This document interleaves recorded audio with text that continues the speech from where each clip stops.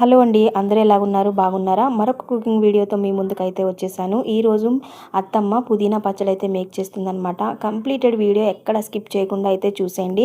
చాలా అంటే చాలా ఎమ్మీగా టేస్టీగా ఉండే పుదీనా పచ్చడి అనమాట. మనము రైస్లో వేసుకున్న చాలా బాగుంటుంది. సో ప్రాసెస్లోకి అయితే చూసేద్దాము రండి. ముందుగానే నేను ధనియాలు ఒక టేబుల్ స్పూన్ ధనియాలను అయితే ఫ్రై చేసుకున్నాము. అదైతే వీడియో తీయడం స్కిప్ అయిపోయింది. సో నెక్స్ట్ ఒక పావు టీ స్పూన్ మెంతులు అయితే యాడ్ చేసుకున్నాము. వాటిని కూడా మంచిగా ఫ్రై చేసి ధనియాలు తీసుకున్న బౌల్లోకి ట్రాన్స్ఫర్ చేసుకున్నాను. తర్వాత ఒక పావు టీ స్పూన్ ఆవాలు తీసుకుని ఆవాలను కూడా మంచిగా ఫ్రై చేసేసుకుని వీటిని కూడా మనము ధనియాలు మెంతులు ఎందులైతే తీసుకున్నామో అందులోనే వీటిని కూడా ట్రాన్స్ఫర్ చేసేసుకోండి. తర్వాత ఎండుమిర్చి అయితే తీసుకోవాలి.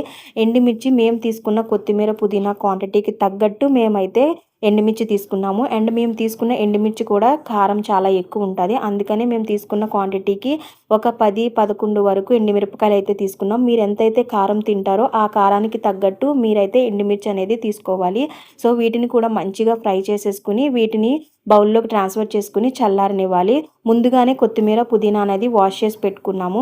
ఇప్పుడు వేరొక ప్యాన్లో ఆయిల్ అయితే యాడ్ చేసుకోండి. ఒక 2 table spoon of oil add చేసేసుకుని ఇప్పుడు ఇందులోని ఒక బౌల్ కొత్తిమీర అనమాట, అంటే ఒక కప్పు కొత్తిమీరను అయితే తీసుకున్నాము.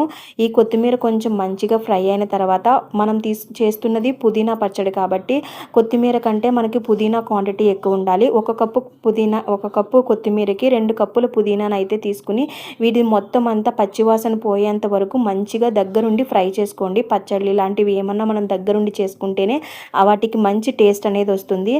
వీటిని వదిలేసి మనం ఏమన్నా పని చేసుకున్నామంటే ఇవి మాడిపోవడం అట్లా జరుగుతాయి కాబట్టి సో ఈ విధంగా మంచిగా మనం దగ్గరుండి ఫ్రై చేసేసుకోవాలి. చూసారా, మొత్తం అంతా ఫ్రై అయిపోయింది. ఇది స్టవ్ కట్టేసి మనము చల్లారనివ్వాలన్నమాట.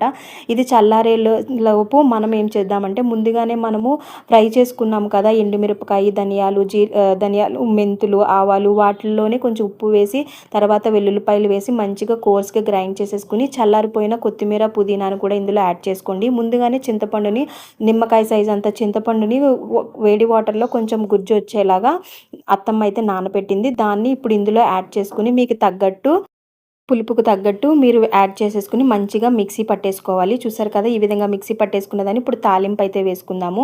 ఈ తాలింపుకి కొంచెం ఆయిల్ ఎక్కువ పడుతుంది. ఒక 5 టేబుల్ స్పూన్స్ ఆఫ్ ఆయిల్ని అయితే యాడ్ చేసేసుకుని ఈ ఆయిల్ మంచిగా మరిగిన తర్వాత ఇందులో ఒక టేబుల్ స్పూన్ అంతా పచ్చెనగపప్పు, అలాగే అర స్పూను మినపప్పు యాడ్ చేసుకోండి. ఇందులోనే ఒక అర స్పూన్ జీలకర్ర, ఒక పావు టీ స్పూన్ ఆవాలు వేసేసుకుని ఇవి కొంచెం ఫ్రై అయిన తర్వాత ఇందులో మనము ఎండుమిరపకాయలు, దంచుకున్న వెల్లుల్లిపాయలు, అలాగే కరివేపాకు కూడా యాడ్ చేసుకోండి. ఫైనల్గా కొంచెం ఇంగువ అయితే యాడ్ చేసుకోండి.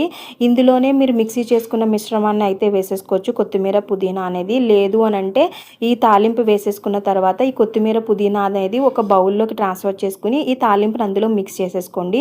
ఏ ప్రాసెస్ అయినా పర్వాలేదు. కొంతమంది ఉడకబెడతారు, సో అలా కూడా ఉడకబెట్టుకోవచ్చు. ఇంగువ అనేది ఆప్షనల్ అండి, మీకు నచ్చితే వేసుకోండి, నచ్చకపోతే స్కిప్ చేసేయండి.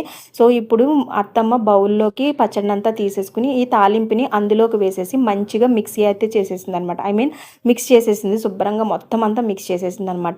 ఇది చల్లారిపోయిన తర్వాత ఒక బౌల్లోకి ట్రాన్స్ఫర్ చేసుకుంటే ఇది మనకి అట్లీస్ట్ ఒక 2 వీక్స్ అనేది నిలవ ఉంటుంది. వాటర్ అనేది తగలకుండా ఉంటే ఎటువంటి పచ్చడైనా బయట పెట్టినా ఫ్రిడ్జ్లో పెట్టినా మనకి ఫ్రిడ్జ్లో పెడితే 2 వీక్స్ కన్నా ఎక్కువ ఉంటుంది, బయట పెడితే ఒక 2 వీక్స్ వరకు మనకి ఉంటుందన్నమాట. చూసారు కదా, ఈ పచ్చడి అయితే చాలా అంటే చాలా బాగుంటుంది. వేడి వేడి అన్నంలో వేసుకున్నా, మనకి ఇడ్లీలో నంచుకున్నా, మనం దోశల్లోకైనా చాలా అంటే చాలా బాగుంటుంది. సో మీకు ఈ వీడియో నచ్చిందని అనుకుంటున్నాను. మీకు నచ్చితే తప్పకుండా వీడియో ఎలా అనిపించింది అనేది కామెంట్ బాక్స్లో కామెంట్ చేయండి. అలాగే ఈ వీడియో నచ్చితే లైక్ చేసి షేర్ చేసుకోండి.